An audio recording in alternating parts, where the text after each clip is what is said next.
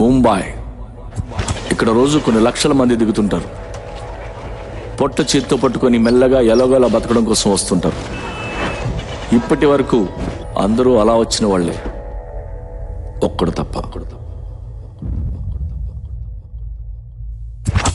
నేను మెల్లగా ఎలాగోలా బతికేటానికి రాలేదు.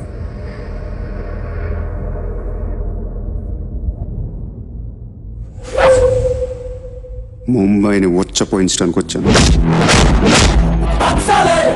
ये मुंबई शहर को पेशाब करवाने आया हूँ. इस दुनिया में जितने किसी को मैंने कुछ जाना नहीं सीखा नहीं, देखो मैं ही मुंबई, मेरे मुंबई.